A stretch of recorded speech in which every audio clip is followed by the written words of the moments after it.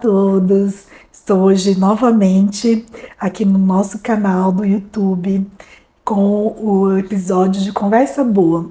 Aqui eu trago pessoas muito incríveis e assuntos também muito relevantes, tanto na parte de neurologia, qualidade de vida, histórias que são histórias muito impactantes e com muita esperança também. E eu conheço a nossa convidada hoje, que é a Regina Botton. Ela é mãe, ela é esposa, profissional, e ela vai contar as delícias que ela faz também. E a gente vai ser um bate-papo hoje, falando um pouquinho da vida dela, da vida da família e sobre a síndrome, que é a síndrome de Dravet, que estamos aqui hoje vestidas. Regina, conta pra mim quem é a Regina. Oi, doutora. A Regina, ela é formada em Educação Física desde 1999. Fiz pós-graduação em Fisiologia, trabalhei por mais de 20 anos na área como educadora. E depois eu tive um comércio com a minha irmã, alimentício também. E quando eu engravidei do B, onde começaram as crises convulsivas, eu parei de trabalhar, né? Não conseguia mais tocar o comércio junto com a minha irmã. E eu acabei ficando na administração do lar, a dona do lar, como muitos dizem, né? E que é uma excelente profissão, excelente que eu digo assim, não é a gente minimiza, mas não tem... É um desafio, né? Eu falo, você ficar em casa, cuidar de tudo, é um desafio. Conta pra mim a questão você também é esposa, tem mais uma filha, que eu também conheço, e é esposa de um esportista, né? E bem esportista. Bom, eu conheço a Regina há muito tempo, né? Principalmente nas nossas lutas, né? No estádio do Corinthians, primeira vez que eu a conheci, e foi numa ação da Associação Brasileira de Epilepsia, e fomos fazer uma ação lá num jogo do Corinthians, e nos intervalos falava-se de epilepsia, fez uma volta e foi maravilhoso. E a Regina, desde então, ela é muito ativa nas redes sociais, na parte do Dravet. Conta para mim como que começaram as crises do Bernardo, como que foi o diagnóstico, assim, para quem está nos ouvindo entender se é muito parecido ou não, e para quem não tem diagnóstico, se também possa ajudar. Tá, então como a doutora Lu falou, né, complementando a Regina, eu até esqueci, sou casada, né, com o Fábio há 20 anos, tenho uma filha de 16 anos, a Beatriz, e o Bernardo de 9 anos. Beatriz, ela foi muito desejada, né, é muito amada, e quando ela estava com 7 anos, a gente queria ter mais um filho, foi quando eu engravidei e tive o Bernardo. O Bernardo, quando ele veio normal, tudo dentro do padrão, né, o típico ali, o bebê fofo, gostoso, e quando foi que ele estava com 7 meses, ele teve a primeira crise convulsiva. Eu não sabia direito o que era, ele estava dormindo comigo, e de repente eu percebi um soluço nele. Quando eu fui ver ele, que eu meio virei ele pra mim, a boquinha já tava roxinha, né? E eu não sei porquê, me deu um estalo e falei, nossa, isso é uma crise convulsiva. E aí eu acabei liguei pra tudo, né? Liguei pra polícia, liguei pro bombeiro e liguei pra minha vizinha, porque é sempre assim, os vizinhos são os parentes mais próximos. Liguei pra minha vizinha e ela foi pra minha casa e aquela crise não passava, ela é enfermeira. Ela olhou, ela falou, nossa, mas tá demorando. E eu também nem sabia se demorava, se não demorava, né? E fomos para o hospital, daí foi a primeira internação dele, faz todos aqueles exames de ressonância, tomografia, de sangue. Bom, não foi, não tiveram nenhuma conclusão, não acharam nada. E, não, mãe, acontece, ele pode ter tido uma febre, que eu não percebi, mas pode ter tido uma febre e isso é mais comum do que você imagina, uma criança ter uma crise de convulsão, né? Eu falei, tá bom, se é normal, é normal. E eu sou muito desencanada, se é normal, é normal. Vamos pra casa. E no dia da alta ele teve outra crise convulsiva, e sem nada, sem febre, sem nada. Então ele foi diagnosticado na época com 7 meses com epilepsia. Precisou sair com uma medicação de lá, né? Então vamos cuidar. Precisei procurar um neuropediatra para cuidar da epilepsia, entender o que era a epilepsia. E Bernardo, nisso as crises foram cada dia encurtando o período, né? A primeira, depois de uma semana teve outra, depois de 15 dias outra, e aí entramos com mais uma medicação, e entra depois com mais uma medicação, e nada cessava aquelas crises, e as crises do B sempre foram muito longas.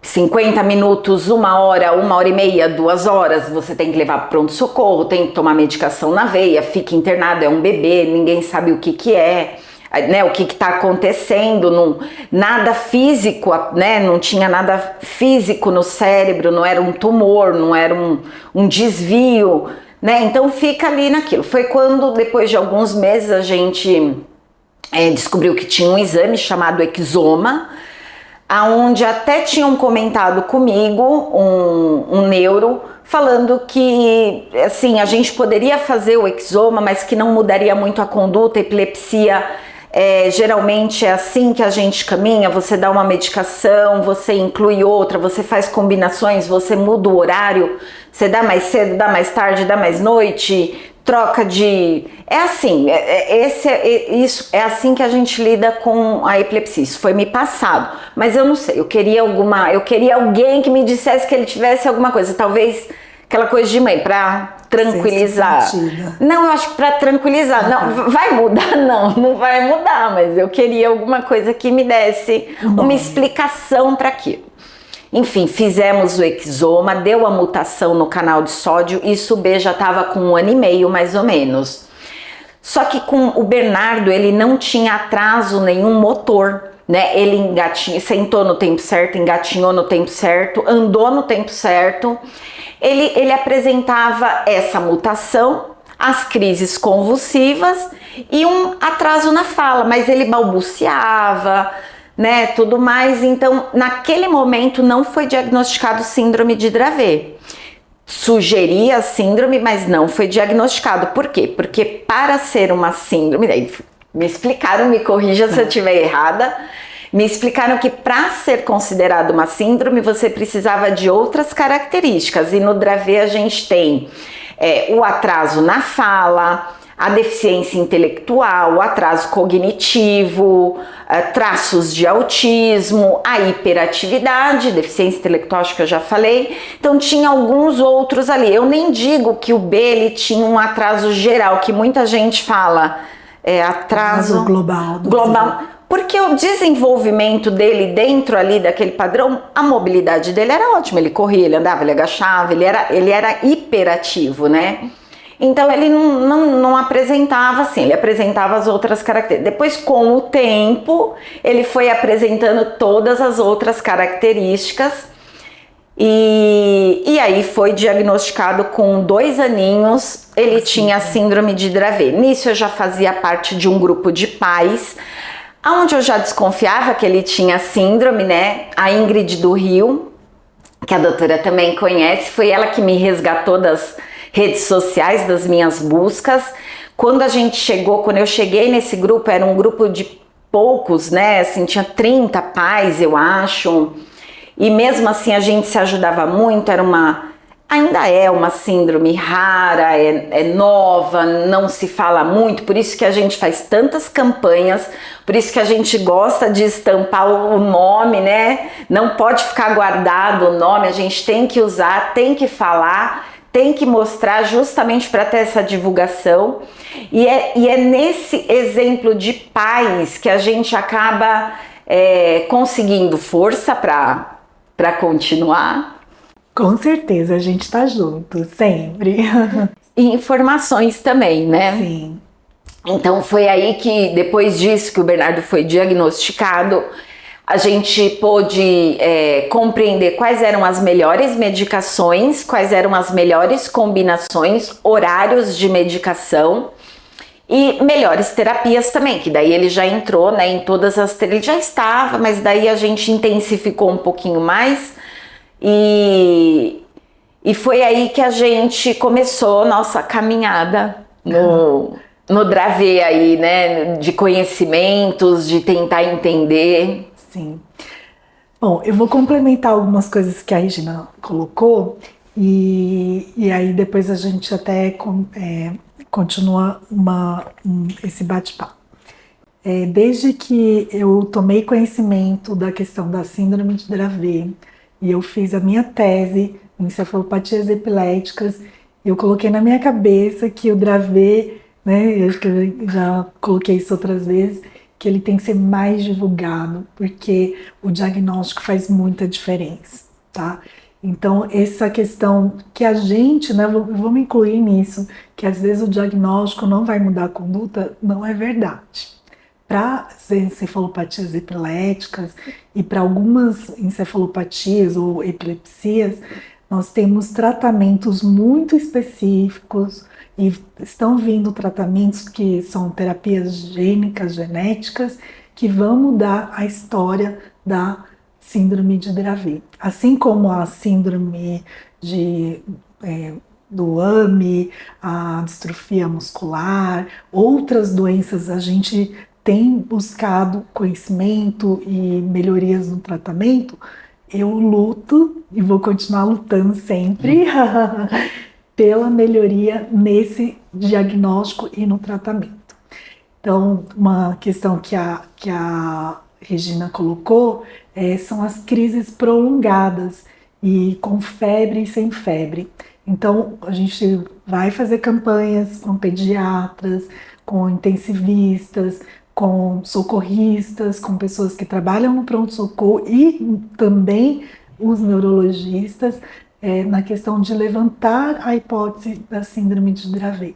E a Regina também colocou uma questão de, às vezes, a gente querer esperar que ele tenha todos os critérios, né, um atraso, tudo. Não, a síndrome de Dravet, mesmo que a criança não tenha o atraso de desenvolvimento, eu acho muito importante a gente colocar a questão desse diagnóstico, porque o tratamento ele vai mudar.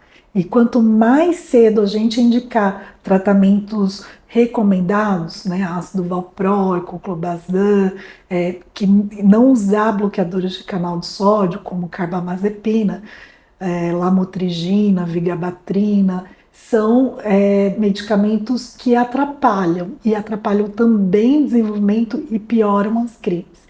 Então, dá para a gente fazer o diagnóstico precoce, mesmo não tendo os atrasos, e hoje com os conhecimentos da mutação, dos artigos, a gente pode já dizer que é Dravet mesmo sem o atraso do desenvolvimento, sem o atraso cognitivo. Bom, conta para mim, agora vamos mudar um pouquinho, não mudar, mas complementar a questão de você fez um outro negócio. Hoje você é uma empresária do ramo da alimentação e eu também sou sua cliente. E aí eu achei muito legal, Rê, que você construiu um outro negócio, que são os pudins gourmet. Eu recomendo fortemente.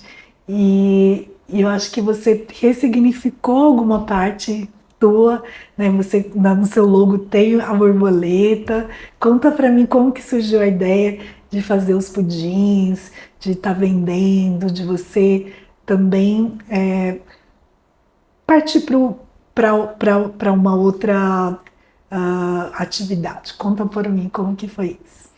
Então, eu sempre acho muito importante, né, para mulher, para qualquer pessoa, né, pessoa em si. Você, né, óbvio, eu tenho em casa, meu papel principal hoje em dia é ser mãe, né, minha atual função. Além do Bernardo, que ele precisa de mais cuidados, eu tenho a Beatriz também, que eu preciso me dividir. Inclusive, eu sempre falo isso, quando a gente tem um filho típico e um atípico, o típico ainda precisa mais de você. Então, ele precisa ter mais atenção, precisa ter, né? Então, nisso de eu me dividir, eu entendi muito rápido que eu ia ter que ficar em casa, né? Eu sinto muito pelas mães que não têm esse suporte do cônjuge ou da família, de que ela não consegue se manter financeiramente em casa, porque no caso de uma pessoa que tem uma criança com uma síndrome rara, o Dravet, por exemplo, vou até abrir um parênteses antes disso, da doutora, o porquê que eu fui para casa, né? Mas é muito difícil você se manter em CLT, porque assim, de repente ele tem uma crise convulsiva, essa é a nossa vivência do Dravet. Vou falar de uma parte que não é tão legal, né? Assim, então você tá sempre em alerta, a mochila dele tá sempre pronta para correr para o hospital, as medicações de SOS que a gente chama, porque existem as medicações que ele toma no hospital na veia, mas existem umas medicações que o seu neurologista vai indicar, né, para você ter em casa para fazer um resgate, né, tentar tirar da crise, amenizar. Então você está sempre alerta. A criança provavelmente vai estar dormindo no seu quarto, vai ser muito raro ele dormir no quarto dele, porque a crise ela não avisa, nem hora nem momento, ela não vai te avisar, olha, estou chegando. Se você sai para algum restaurante, para uma festinha, para qualquer lugar, você vai procurar no Google qual o hospital mais próximo que vão te atender. E de repente, eu lembro que quando eu viajava com ele, vamos supor, eu ia para São Roque, que meus pais tinham chácara, né? Eu ligava no hospital de São Roque, ainda eu via se tinha pediatra lá e se tinha a medicação que ele precisaria tomar. Então, assim, você acaba se respaldando muito no sentido de segurança, porque a gente sabe o que uma crise convulsiva pode causar. Então, a gente precisa ter ali, você pode sair, você pode ter uma vida, né, dentro ali do seu limite, mas com precaução. Então, tá tudo certo. Então, eu entendi isso muito rápido, que eu precisaria ficar em casa, porque ele precisaria ir para as terapias, sou só eu que posso levar. Eu tenho uma rede de apoio enorme, mas o ficar com o Bernardo, né, cuidar dele ali literalmente, eu não tinha e eu não podia passar também essa responsabilidade para as pessoas. Às vezes minha cunhada ficava com ele assim, mas a gente também tinha medo, porque é uma responsabilidade muito grande ele ter uma crise e para a própria pessoa que está com ele não saber lidar com aquilo, e a gente vai prejudicar ambas as partes, a gente vai prejudicar o paciente e o cuidador que está ali com ele. Então, assim, a gente entendeu muito rápido que o Bernardo era nosso, que o Bernardo sempre estaria com a gente, mas que eu queria fazer alguma coisa, né? O Pudim, na verdade, eu falo que ele me escolheu, nem fui eu que escolhi ele. Há muitos anos eu fazia esse pudim. Meu irmão gostava muito de um pudim de um hotel lá de Brasília, e ele falava, nossa, esse pudim é parecido com o de lá, mas ainda não tá igual. E eu ficava ali naquela receita, até tentar... E naquela loucura da minha casa, e eu nem sabia cozinhar. Hoje em dia eu faço de tudo. Por quê? Porque eu entendi muito rápido que eu teria que ficar ali. Então, mas eu tinha o pai, né, das crianças, meu marido, que é muito parceiro, que isso é muito importante, e que ele também entendeu muito rápido que as contas iriam ficar com ele. Mas mesmo assim eu queria alguma coisa para me sentir mais viva, para produzir, para também sair um pouquinho daquele adoado, né, do quadrado de tensão de médico, de terapia. Foi quando aí eu comecei a fazer pudim na pandemia para os amigos, para os parentes, barará, e aí os amigos dos meus amigos começaram a pedir pudim. Eu falei, não, daí eu vou vender então, né? E foi aí que eu comecei a vender o pudim e hoje em dia eu tenho uma rentabilidade com ele. Ele é secundário na minha vida, não tem jeito, né? Se Bernardo tiver qualquer internação, qualquer coisa, para tudo do Pudim e eu vou cuidar de Bernardo, né? Assim como se minha filha também tiver alguma coisa, uma dor de cabeça, uma dor de garganta, eu vou parar tudo. Ele é secundário na minha vida, porém ele me dá muita vida.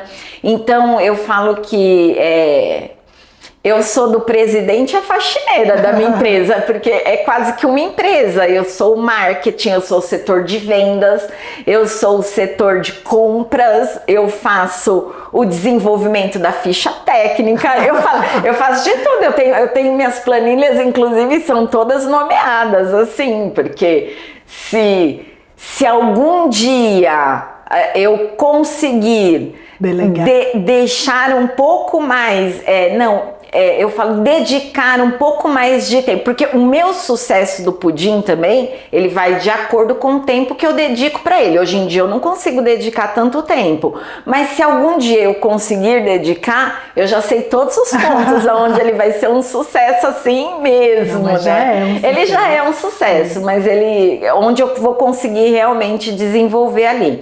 Então, e dentro disso até, eu cheguei a compartilhar minha receita com as mães do Dravê. Tem algumas que seguem fazendo e seguem vendendo. Olha que legal. Eu tinha esse projeto, tá engavetadinho, que eu falava que eram as mães pudinzeiras, né, do Dravê. Algumas eu consegui passar a receita, algumas tentaram, outras não, mas tem umas que estão no sucesso também. Então é um projeto que eu tenho também, mas eu preciso desse tempo, né, para me dedicar. E isso é fundamental para qualquer pessoa, ela produzir alguma coisa, né? No meu caso foi o Pudim, que eu falei que eu acho que ele me escolheu, não fui eu nem que escolhi ele. E eu levo muito a sério, eu dedico um tempo nele, e esse tempo que eu dedico para ele, ele faz com que eu saia um pouco daquele mundo do Dravê, o mundo de mãe, de esposa, e passo ali a ser a empresária, né, a produtora, empreendedora, né, assim, e isso é importante na vida de qualquer pessoa. A gente tem que ter várias funções, né, e isso é importante na vida de qualquer pessoa. Então ele foi para mim, ele é, né, o Pudim, ele é para mim muito importante, ele é um dos pontos bem importantes aí na minha vida. E eu acho que você colocou muito bem, eu acho que é muito bom, por exemplo, eu também descobri que a medicina sozinha para mim não me satisfazia. E eu assim, com as redes sociais, aí acho que talvez as redes sociais me escolheram, né? Que realmente eu me senti muito mais útil para as pessoas quando eu compartilhei mais conhecimentos, né, e principalmente na questão fico também emocionada, de doenças raras, porque justamente assim a gente emana luz, emana carinho, emana amor. E eu acho que assim, quando a gente faz uma coisa com dedicação, com amor, por uma causa, tudo vem, né? Vem tudo, né, pra gente. E acho que é muito bacana isso. E eu acho que isso que você falou, outros pilares, né? Não só a gente ama uma pessoa, mas quando a gente também se cuida, a gente vai amar mais ainda aquela pessoa. Não é só uma pessoa, né? Você ama muitas pessoas. E isso que você faz, o teu marido, eu sei que vocês são religiosos também, então a fé, né, que move montanhas é tão importante, né? Então quando o teu marido e você também vá até no caminho da fé, eu quero muito fazer e eu também vou atrás, eu rezo, eu tô junto com vocês. E eu acho que isso é super importante numa doença que é tão grave, tão difícil, tão trabalhoso, mas que é possível ter um negócio, é possível fazer trilhas, é possível fazer maratona, né? Teu marido é maratonista. E por quê? Porque isso faz com que a gente viva outras coisas e sinta-se mais vivo ainda para dedicar às pessoas que a gente gosta. Sim, aquela frase, você precisa estar bem para quem está em volta de você e para quem você cuida, estar bem também é muito verdadeira, né? Porque se a gente não tá bem, a gente murcha. E você, se você tiver murcho, como que uma pessoa que está do seu lado, dependendo de você, vai ficar? Não tem como. Não tem como, né? E assim, eu acho que todo mundo passa por fases, né? Por momentos, né? Você falou do Dravet, que é sempre uma caixinha de surpresa, sempre, né? A crise não avisa.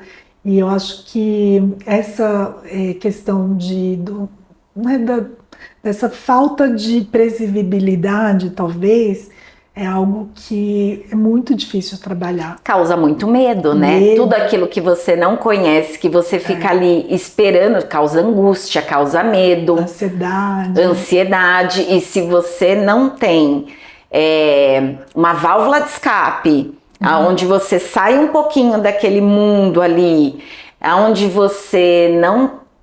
Eu não digo nem fé assim na questão que nem assim, tem muitas pessoas que têm muita fé e não tem uma religião, né? Nós temos uma religião, né? Nós seguimos ali, por isso temos muita fé. Não é isso que eu acho que é o fundamental, mas isso faz muita diferença, né? Quando você tem fé, você vai ter esperança, você vai ter crença, você fala, não, hoje não foi bom, mas amanhã é outro dia, amanhã vai ser melhor. Eu acho que é muito importante não só ter fé, mas a questão da ação, né? Então, às vezes a gente fica assim, mas eu rezo tanto e aquilo não vem para mim, né? Eu rezo tanto, mas meu filho teve outra crise e foi internado. Então, acho que assim, a gente, como que eu aprendi muito na pandemia, da questão da compaixão. A compaixão não é só você ter dó, quer dizer, não tem nada a ver com dó, é uma questão da ação. Você compatibiliza com aquele sentimento, daquela dor daquela pessoa, mas você pode fazer algo para que aquilo seja um pouco menos doloroso. Então, seria a ação para que você minimize a dor daquela pessoa. Então, eu acho que isso que você falou, você compreendeu, você já entrou, né, no esquema da casa, você viu a necessidade de ir atrás de alguma coisa para você, e eu acho que vocês não pararam tudo e ficaram passivos, esperando. Eu acho que isso é muito importante. Eu vejo e eu estimulo muitas pessoas a questão da fé, mas não só a fé. Acho que a questão também do movimento, né, as redes sociais também trazem isso, né? A gente leva informação para pessoas que, né, talvez não tem, né, às vezes tem cidades que não tem neurologista infantil. Então, isso que vocês fazem, tanto, né, nas redes, que eu tenho feito, que a ABE tem feito, eu acredito que a informação se espalha e a gente está levando um pouquinho de esperança, um pouquinho de informação, né, para minimizar um pouquinho a dor de vocês. Foi. E falando isso, doutora, é assim também, né? Porque às vezes as pessoas, né, critica muito, fala assim, critica Deus me livre, não é isso. Mas assim, às vezes a gente fala, né, o porquê comigo, o porquê com a minha família, o porquê com ele, né? E a gente precisa parar de perguntar o porquê. Pensa, pra quê? Exato. Não, mas isso é muito importante, né? E depois que eu entendi isso também, a vida tudo tem um propósito. Hoje eu tenho uma rede social que ela é diferente da do Instagram, do Facebook, é onde abrange só os seus amigos que estão ali perto de você ou os amigos dos seus amigos. E nessa rede social eu fico compartilhando o dia a dia do B. Não sei se a doutora já viu lá, que é aquela outra rede que eu não sei se eu posso falar, mas lá eu compartilho todo dia. E foi muito interessante a doutora ter falado nisso, que essa semana uma pessoa que me acompanhava lá fez um TCC, né? É uma tese de conclusão de curso em cima do Dravet, porque achou a gente e sentiu, né, assim, a necessidade de falar sobre a síndrome de Dravet, achou interessante e ela fez um trabalho em cima da síndrome de Dravet, né, conversou comigo, contei um pouquinho para ela de como que era e ela entregou a tese essa semana, tiraram nota máxima e eu fiquei muito feliz. E é isso mesmo, a gente acaba ajudando pessoas que estão muito longe, sem informação, mas se você vai lá e compartilha algo que aconteceu, como foi a primeira crise, como que é, o que toma, que horas toma a medicação, né? Essa medicação deu certo. E isso chega em algum lugar que está precisando. Então, às vezes é isso. Eu não sei o pra quê ainda, né? Mas eu acho que um dos caminhos é esse, do pra quê. E outra coisa que a doutora tinha falado sobre as diversidades, né, da vida que a gente acaba enfrentando. E é isso, a vida ela é cheia de diversidades, né? Todo dia a gente tem uma diversidade, todo dia a gente tem algo para resolver, um problema, e aí a gente tem que parar um pouquinho de se vitimizar, né? E não pegar aquilo e falar assim, meu Deus, aconteceu isso, e agora que eu vou, nossa, mas por quê? Não, falar assim, ok, aconteceu isso, o que eu devo fazer, como eu vou fazer, como eu saio disso, é assim, não adianta a gente pegar um problema, o problema tá ali, a gente sabe dele, né? É você ver qual vai ser a saída para ele. Pode ser que não é momentânea também, pode ser que ela demore um pouquinho, então tem que ter um equilíbrio. E não é só o Dravet, né? A gente às vezes, né, coloca, não, o Dravet é a pior síndrome que possa ter. Não, não é a pior e nem vai ser a melhor e não vai ser. Cada um tem a sua dor, cada síndrome tem as suas particularidades, né? Assim como cada um tem seus tratamentos e tudo. Então, eu acho que as redes sociais, eu faço parte dessa história do antes e pós, mudou muito, né, a história da medicina, a história que hoje, às vezes, as pessoas vêm buscando, olha, eu acho que meu filho tem Dravet, não você faz o diagnóstico. E por quê? Porque ele já conhece, ou quando ele recebe um diagnóstico, ele já leu tantas coisas que você é só mais um consultor. E hoje que a gente também, né, como médico, a gente tem que se adaptar a este novo momento de que o médico não é o superior, o médico é um parceiro do paciente, da família, e eu acredito muito nisso, nessa parceria, porque assim como vocês ensinam muito, eu quero aprender, e também o que eu sei, o que eu aprendi, o que eu fiz na minha tese, eu também quero compartilhar. E não quero que todo mundo faça medicina, não é isso, mas eu quero compartilhar para muitas pessoas. E isso, para mim, é um propósito, acho que é o para quê, por que eu fiz isso, como que eu não tenho nenhum filho com nenhuma síndrome rara, tudo, mas isso acho que te comove de alguma forma. E a síndrome me escolheu, e a síndrome de Dravet me escolheu, porque é uma das síndromes que a gente faz mais diferença, é uma das que a gente faz mais diferença na questão do tratamento. É muito, e além de ser a mais frequente dentre as encefalopatias epiléticas.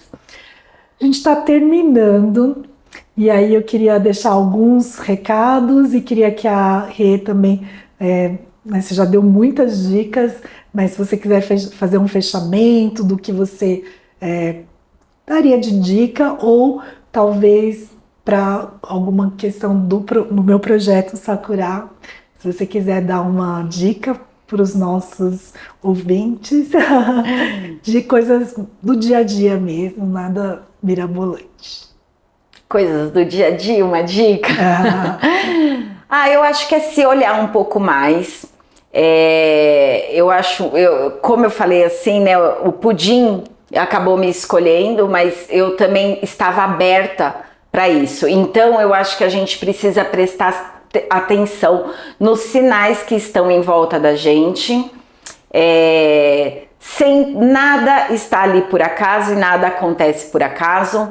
Então você precisa estar aberto, porque talvez tenha algo ali te chamando ou alguém te mostrando algo que você até pediu, mas que você não está conseguindo enxergar. Então a minha dica é essa: se olhe mais, se sinta mais, se cuide. Você não consegue cuidar de alguém se você estiver doente. Agora, uma coisa que eu vejo assim, que nem a rede de apoio, né?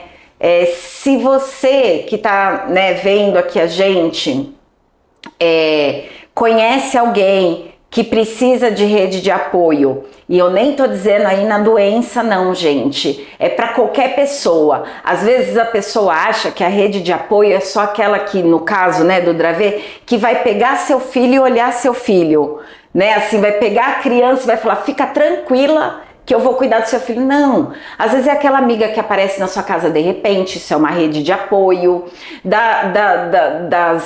que nem minha mãe, minha sogra, que levavam comida tudo certinho para nós, num horário muito propício, alguém que vai buscar o outro filho na escola, que era o caso da minha filha, que iam buscar, a minha vizinha que não deixa ninguém parar o carro na frente da minha porta, isso é rede de apoio. Então, se você consegue ir ali e amenizar qualquer coisa para o outro, e esse outro não precisa ter alguma deficiência para você fazer isso. Eu acho que a gente precisa cuidar da gente. Então, quando a gente entender que todo mundo precisa cuidar de todo mundo, que o meu filho não é só meu, que ele é do mundo, enquanto eu não olhar para o filho da vizinha e também querer cuidar dele, se ele está ali na rua sozinho, né, desprotegido, e avisar e acolher, vai ser um mundo muito melhor, né? Porque a gente quer que as crianças cresçam, que elas sejam maravilhosas, mas a gente não tá dando esse cuidado de olhar um pelo outro. Acho que essa é a minha dica. Comece a olhar para você e pelo outro. Se a gente faz um pouquinho, às vezes é muita coisa. É muita coisa, né? Exatamente. E aí, se todo mundo faz um pouquinho, não vai pesar para ninguém. E eu acho que a diferença alivia muito. E eu acho que é isso. A gente, por exemplo, eu participo de um grupo que é o Médicos Atletas, que eu gostei muito do propósito, que foi exatamente isso, assim, cuidar dos médicos, porque tem muitos médicos doentes que não se exercitam, que não se cuidam, porque às vezes não estão olhando para eles, às vezes estão só olhando para os outros, e acho que acabam se adoecendo. E a gente, como, né, a atividade física, a parte de saúde mental tão importante, a gente também está fazendo esse movimento para também outros colegas também se movimentarem. Muito obrigada pelas dicas excelentes. E olha, a síndrome de Dravet, ela precisa ser muito divulgada. Então, se você conhece alguém que teve uma crise epilética prolongada, febril e afebril, e que, né, os medicamentos não estão sendo suficientes, ou que piorou com remédios como carbamazepina, fenitoína, alguma dessas medicações, lembre da síndrome de Dravet. E a gente vai divulgar mais, acompanhe a gente nas redes sociais, na Associação Dravet Brasil e a Associação Dravet Brasil, além da ABE, Associação Brasileira de Epilepsia. Muito obrigada. Obrigada, doutora.